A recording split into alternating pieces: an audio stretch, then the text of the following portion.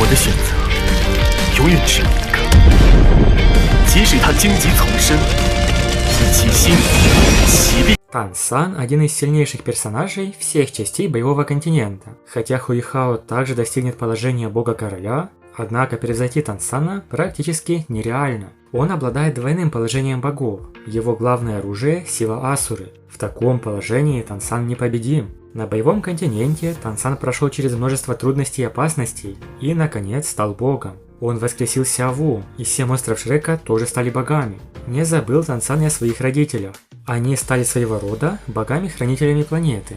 После того, как Тансан победил бога разрушения и богиню доброты, он фактически стал самым сильным в божественном царстве. Но он может занять лишь место в тройке среди 12 королей богов, потому что он обладает статусом морского бога и Асуры и владеет 2 суперартефактами – трезубцем и мечом Асуры. Но Тансан не всегда был сильнейшим богом. После того, как он вознесся в божественное царство, то унаследовал силу Асуры, силовика и хранителя порядка. Первоначально он думал, что после вознесения в мир богов ему будет легко и просто. Однако в царстве богов он понял, даже если он унаследовал силы короля бога, он был слишком слаб. Его можно считать младшим среди других королей богов. Чтобы закрепиться в божественном царстве и стать достаточно сильным и соответствовать статусу короля бога, Тансану пришлось усердно тренироваться. Стоит сказать, что талант Тансана действительно был выдающимся, и его сила в царстве богов быстро возросла. Вскоре после того, как он начал практиковаться, он обогнал многих других и стал королем-богом, обладающим высочайшей силой в божественном царстве. Да, в этом мире боги также продолжают развиваться и увеличивать силу. А перед тем, как продолжить, советую отличный сайт для просмотра ваших любимых аниме – Konoha TV. Переходи и смотри новинки в хорошем качестве. Ссылочка в описании. В мире людей для любого мастера 100-й ранг – это предел. Чтобы подняться выше, необходимо покинуть человеческий мир. В божественном царстве развиваться очень важно. Среди богов есть и те, кто сильнее Тансана Асуры. За долгие годы существования божественного царства было много могущественных королей богов. Среди всех могущественных существ он может занимать только 5-е место. Перед ними он всего лишь младший брат. Кто же эти боги?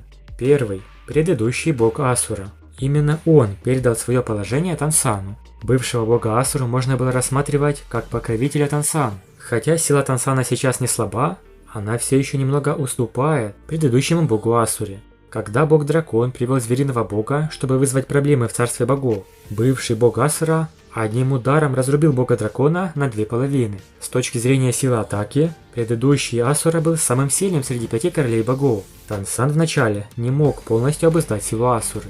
Второй – бог-дракон. Хотя бог-дракон не входит в число 5 великих королей богов, он не слабее короля бога с точки зрения силы. Первоначально, недовольный предубеждением царства богов в отношении духовных зверей, бог-дракон возглавил своего рода восстание. 5 королей богов объединили свои силы, чтобы успешно подавить бога-дракона.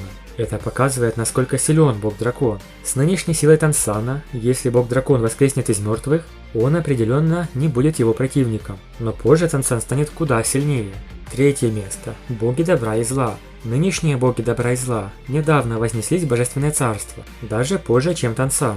Поэтому с их силой они определенно не являются противниками Тансана. Но предыдущие боги добра и зла, старейшие боги-короли в божественном царстве, они тоже пара, и вместе они сильнее. 2 из них обычно наступают и отступают одновременно, поэтому если мы будем считать их одним целым, они смогут противостоять Тансану некоторое время. Совет царства богов состоит из 5 королей богов. По легенде, в божественном царстве 5 великих богов отделились от бога-творца. Первые 2 – богиня добра и бог зла. Вот почему они настолько мощные.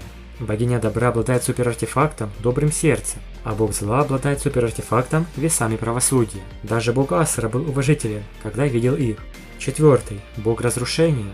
Сам бог разрушения является источником разрушения, превосходящим суперартефакты. После долгой практики он стал богом разрушения и стал очень могущественным.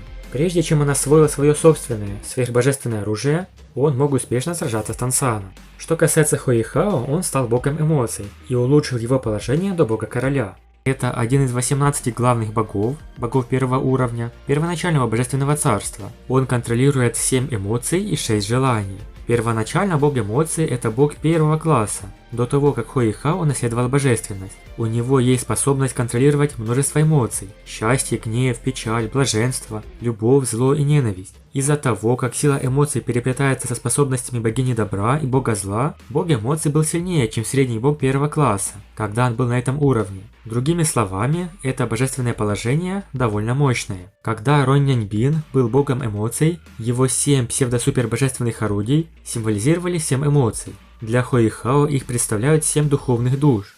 Да, поварь льда и огня Ронь-Няньбин – это бог эмоций в первом поколении, а Хуэйхао – бог эмоций во втором поколении. Унаследовав божественность, Хуэйхао имел силу бога первого класса, однако позже, в части 3, 5 и 4, он поднялся до уровня короля. После войны богов Хуэйхао стал королем-богом, и бог эмоций также был возведен на трон бога, став одним из королей богов в Великом Круге богов.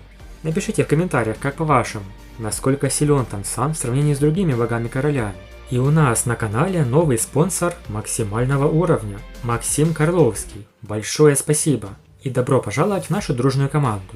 Подписывайтесь на канал и всем пока!